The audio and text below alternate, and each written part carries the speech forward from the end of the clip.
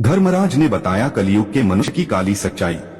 मित्रों, एक समय की बात है जब देवर्षि नारद नारायण नारायण का जाप करते हुए यमराज के पास जाते हैं और कहते हैं, हे धर्मराज, आज मेरे मन में कुछ शंकाएं उत्पन्न हुई है जो मेरे मन को बहुत विचलित कर रही है, इसलिए निवारण हेतु मैं आपके पास आया हूँ। तब धर्मराज कहते हैं, हे देवर्षि नारद, आप तो तीनों लोकों के त्रिकालदर्शी महात्मा है, भला आपको कैसे कोई आपत्ति हो सकती है जो आपके मन को विचलित कर सकती है? आप तो स्वयं प्रभु के भक्त हैं। फिर धर्मराज कहते हैं, हे मुनि, आप अपनी शंकाएं को निसंकोच होकर कहें, मैं अपनी योग्यता के अनुसार अवश्य ही आपके प्रश्नों के उत्तर दूंगा। फिर देवर्षि नारद कहते हैं, हे धर्मराज, मैं जानना चाहता हूं कि आने वाला कलयुग कैसा होगा।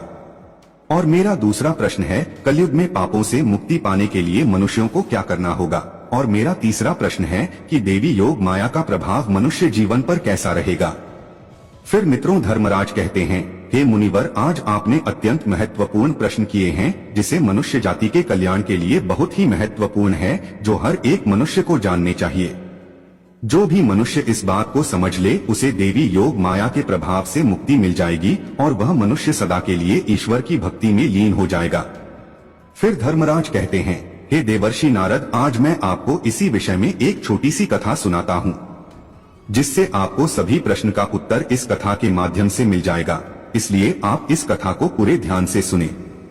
मित्रों, फिर धर्मराज कहते हैं, हे मुनिवर, आपके पहले प्रश्न का उत्तर इस कथा में है। जब पांडवों का अज्ञातवास समाप्त होने में कुछ ही समय शेष रह गया था, उस समय पांचों पांडव एवं द्रौपदी जंगल में छिपने योग्य स्थान ढूंढ रहे थे। वहीं दूसरी ओर जब शनिदेव की आकाश मंडल से पांडवों पर नजर पड़ी, तब शनिदेव के मन में विचार आया कि इन पांचों भाइयों में बुद्धिमान कौन है, इस बात की पुष्टि कर परीक्षा ली जाए।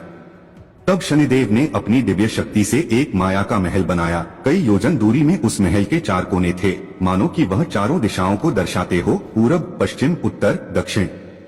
फिर मित्रों, धर्मराज कहते हैं, हे मुनीश्वर, चलते चलते जब अचानक से भीमसेन की नजर महल पर पड़ी और वह आश्चर्यचकित होकर उस महल की ओर आकर्षित हो गया। तब भीमसेन ने युधिष्ठिर से बोला, भैया, कितने आश्चर्य की बात है, इस सुनसान जंगल में एक आलीशान महल है, मैं यह महल देखना चाहता हूँ। फिर युधिष्ठिर ने कहा, जाओ, अपनी इच्छा अनुसार महल को ठीक से देख लो और यदि कोई भी संदेहजनक बात लगे तो हमें आवाज लगा देना। फिर मित्रों, धर्मराज कहते हैं, हे मुनिवर, जब भीमसेन महल के द्वार पर पहुंचा तब उसने देखा कि इस महल के मुख्य द्वार पर कोई पहरेदार खड़ा है। असल में वहां शनिदेव पहरेदार के रूप में खड़े थे। पहरेदार की ओर देखते हुए भीमसेन बोला, हे महाशय, मुझे महल देखना है, क्या मैं इस महल को देख सकता हूँ?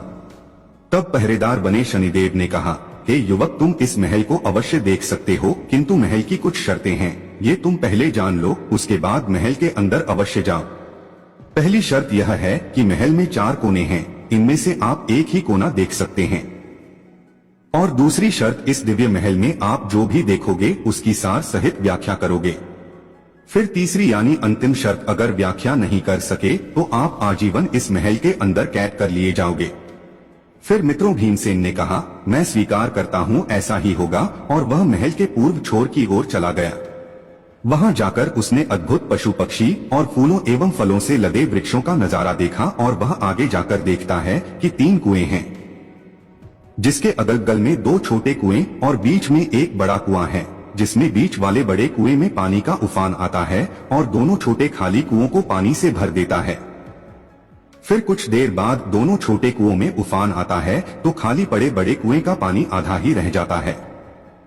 इस क्रिया को भीम कई बार देखता है, बार बार देखता है, लेकिन यह बात उसके सर के ऊपर से चली जाती है और कुछ भी समझ नहीं पाता है तथा लौटकर पहरेदार के पास आता है।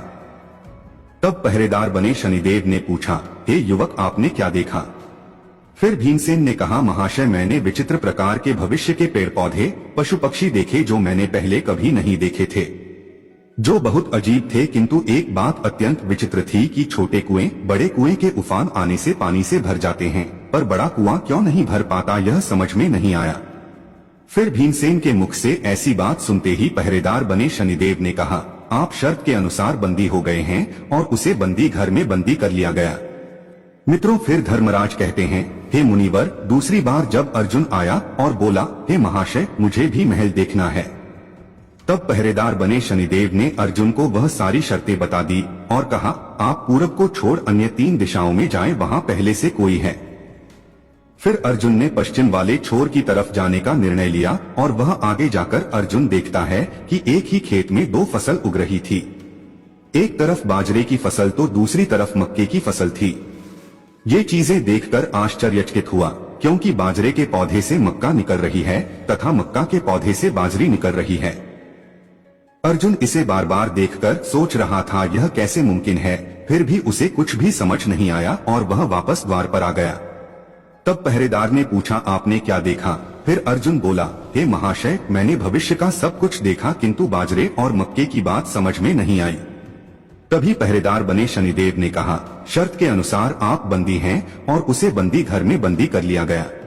फिर मित्रों धर्मराज कहते हैं, हे मुनिवर, तीसरी बार नकुल आया और बोला, हे दरबान, मुझे भी महल देखना है। तब पहरेदार बने शनिदेव ने नकुल को भी वह सारी शर्तें बता दी और कहा, आप पूरब और पश्चिम दिशा को छोड़कर अन्य 2 दिशाओं में जाएं, वहां पहले से कोई है। फिर नकुल ने उत्तर दिशा की ओर गया तथा वहां उसने देखा कि बहुत सारी सफेद गाय थी। जब उनको भूख लगती है तो अपनी ही छोटी बच्चियों का दूध पीती है। इस अनोखी बात को देखकर नकुल दुविधा में पड़ गया, किंतु उसे कुछ भी समझ नहीं आया और वह वापस द्वार पर आया। तभी नकुल से पहरेदार ने पूछा, आपने वहां क्या देखा? तब नकुल बोला, महाशय, मैंने वहां भविष्य की कुछ विचित्र घटनाएं देखी, किंतु सबसे आश्चर्यजनक बात तो यह थी कि गाय अपनी ही बच्चियों का दूध पी रही है। यह कैसे संभव हो सकता है? मुझे कुछ भी समझ नहीं आया। तभी पहरेदार बने शनिदेव ने कहा, शर्त के अनुसार आप बंदी हैं और उसे बंदी घर में बंदी कर लिया गया। फिर मित्रों धर्मराज कहते हैं, हे मुनिवर, चौथी बार सहदेव आया और बोला, हे महाशय, मुझे महल देखना है। फिर उनको भी सारी शर्तें बताई और वह दक्षिण दिशा की ओर गया अंतिम कोना देखने के लिए। तब वह क्या देखता है, वहां पर एक सोने की बड़ी शिला थी, जो कि एक चांदी के सिक्के पर टिकी हुई है। वह डगमग डोले पर गिरे नहीं, उसे छूने पर भी वैसे ही रहती है। इस विचित्र घटना को देख वह भी आश्चर्य में पड़ गया और उसे कुछ भी समझ में नहीं आया। तब वह वापस द्वार पर आ गया और बोला, हे पहरेदार, मैंने भविष्य की कुछ विचित्र घटनाओं को देखा, किंतु सोने की शिला की बात समझ में नहीं आई। तब पहरेदार ने कहा, आप भी शर्त के अनुसार बंदी हो जाएं। फिर मित्रों धर्मराज कहते हैं, हे मुनिवर, इधर युधिष्ठिर और द्रौपदी अपने प्रिय चारों पांडवों की राह देख रहे थे। जब चारों भाई बहुत देर से नहीं आए तब युधिष्ठिर को चिंता हुई। अतः वह भी द्रौपदी सहित महल में गए। जब उसने देखा कि पूरा महल खाली है तथा वहां पर कोई भी नहीं है सिवाय एक पहरेदार के, जो कि मुख्य द्वार के सामने चुपचाप खड़ा था। मित्रों धर्मराज कहते हैं, हे मुनिवर, जब युधिष्ठिर ने अपने 4 भाइयों के यहाँ आने के बारे में पहरेदार से पूछा तब उसने वह सारा वृतांत युधिष्ठिर को सुनाया और कहा, इस महल की शर्त के अनुसार वे सभी बंदी है। अगर तुम उन्हें छुड़ाना चाहते हो तो उनके प्रश्नों के उत्तर तुम्हें देने होंगे, अन्यथा वे आजीवन इस महल में बंदी रह जाएंगे। फिर मित्रों जब युधिष्ठिर ने भीमसेन से पूछा, तुमने क्या देखा? तब रोते हुए गिड़गिड़ाते हुए भीमसेन ने कुएं के बारे में बताया। तब युधिष्ठिर ने कहा, यह भविष्य के कलयुग की होने वाली घटना है। एक बाप 2 बेटों का पेट तो भर देगा, परंतु 2 बेटे मिलकर एक बाप का पेट नहीं भर पाएंगे। फिर युधिष्ठिर के मुख से ऐसी बातें सुनकर पहरेदार ने हंसते हुए भीमसेन को रिहा कर दिया। फिर मित्रों धर्मराज कहते हैं, हे मुनिवर, दूसरी बार युधिष्ठिर ने अर्जुन से पूछा, तुमने क्या देखा? तब उसने अनोखी फसलों के बारे में बताया। इस बात पर युधिष्ठिर ने कहा, यह भी कलयुग में होने वाला एक परम असत्य है, जिसे हम वंश परिवर्तन भी कह सकते हैं। अर्थात ब्राह्मण के घर शूद्र की लड़की और शूद्र के घर बनिए की लड़की ब्याही जाएंगी और उनसे ही अभद्र संतान की प्राप्ति होगी। तभी अर्जुन को पहरेदार ने छोड़ दिया। मित्रों इसी प्रकार धर्मराज कहते हैं, हे मुनिवर, जब युधिष्ठिर ने नकुल से पूछा, तुमने क्या देखा? तब उसने गाय का सारा वृतांत सुनाया। इस बात पर युधिष्ठिर ने कहा, कलयुग में माताएं अपनी बेटियों के घर में पलेंगी बेटी का ही दाना खाएंगे और स्वयं उनके ही बेटे सेवा नहीं करेंगे। तब नकुल भी कैद से मुक्त हो जाता है। फिर मित्रों अंतिम बार युधिष्ठिर ने सहदेव से पूछा, तुमने क्या देखा? तो उसने सोने की शिला का वृतांत बताया। तब युधिष्ठिर बोले, कलयुग में पाप धर्म को दबाता रहेगा, परंतु धर्म फिर भी जिंदा रहेगा, जो कभी भी खत्म नहीं होगा। फिर युधिष्ठिर के मुख से अपने सारे प्रश्नों के योग्य उत्तर सुनकर शनिदेव अपने असली रूप में आ जाते हैं और कहते हैं, हे धर्मराज युधिष्ठिर, आप परमज्ञाता और अति बुद्धिमान है, आपने मेरे सारे प्रश्नों के योग्य उत्तर देकर मुझे प्रसन्नचित्त कर दिया है। फिर मित्रों धर्मराज कहते हैं, हे मुनिवर, आथ जो भी मनुष्य इस कलयुग में ईश्वर का नाम स्मरण करेगा उसके सारे पाप नष्ट होकर वह परम गति को प्राप्त होगा। वहीं दूसरी ओर जो भी मनुष्य इस कलियुग की शापित माया से दूर रहकर स्वयं को ईश्वर के चरणों में अर्पित करेगा वह सदा के लिए इस मोह माया से दूर रहेगा। मित्रों धर्मराज कहते हैं, हे मुनिवर, अब मैंने आपके सारे प्रश्नों के उत्तर इस कथा के माध्यम से दिए हैं। तब देवर्षि नारद कहते हैं, जी हाँ, आपने मुझे योग्य मार्गदर्शन किया है। मित्रों आज के कलयुग में यह सारी बातें सच साबित हो रही हैं।